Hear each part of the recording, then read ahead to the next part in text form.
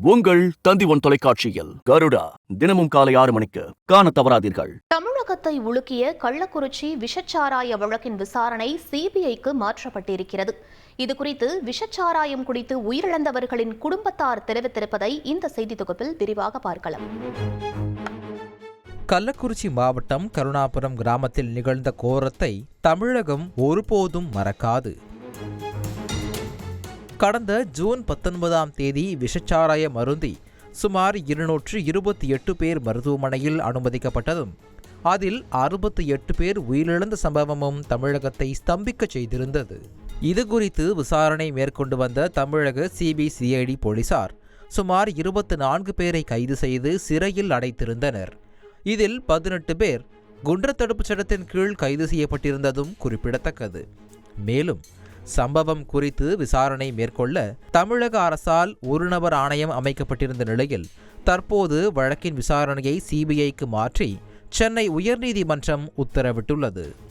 இந்நிலையில் நீதிமன்றத்தின் இந்த உத்தரவு குறித்து கள்ளக்குறிச்சி மாவட்டம் மாதவச்சேரி கிராமத்தைச் சேர்ந்த மக்களும் விஷச்சாராயத்தால் தங்களின் குடும்பத்தாரை இழந்தவர்களும் கருத்து தெரிவித்திருக்கின்றனர்.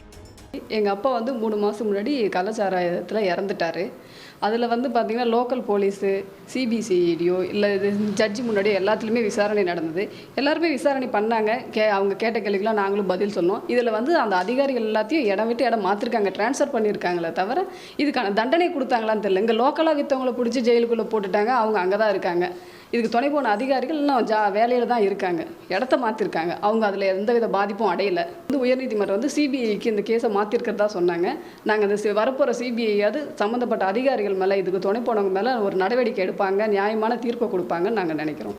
சாராயம் விற்றவர்கள், கடத்தியவர்கள் என அனைவரையும் கைது செய்த அதிகாரிகள் இதற்கு துணை போன போலீசாரை மட்டும் நடவடிக்கை என்ற பெயரில் பணியிடை மாற்றம் மட்டும் செய்வது நியாயமா என கேள்வி எழுப்புகின்றனர். விஷசாராயம் குடிச்சு தான் எங்கள் அப்பா செத்துட்டாங்க. 2-3 இடத்துக்கு எழுத்திட்டு போனோம், முடியாதுன்னு சொல்லி விஷசாராயம் கொடுத்துட்டாங்க. ஆனால் இது விற்றவங்களாம் உள்ளே பிடிச்சிட்டு போயிட்டாங்க.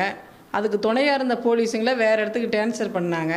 அவங்க இப்போ திருவண்ணாமலை போய் வேலை பார்த்து அவங்க அங்கே சம்பளம் வாங்குறாங்க. ஆனால் எங்கள் அப்பாவோட உயிர் திரும்பி வருங்களா? இவங்களுக்கு அதாவது வேலையை விட்டு நீங்கள் வீட்டுக்கு அனுப்ப கிடையாது. அவங்கள வேலையில் தான் வச்சுருக்கீங்க. வேலையில் வச்சுருந்து அவங்களுக்கு சம்பளம் போயிட்டுருக்குது. ஆனால் போன உயிருக்கு என்ன உத்தரவாதம்? உயிர் போயிடுச்சு. அவங்களுக்கு உண்டான நடவடிக்கை நீங்கள் கண்டிப்பாக வரவங்க எடுத்து கொடுக்கணும்.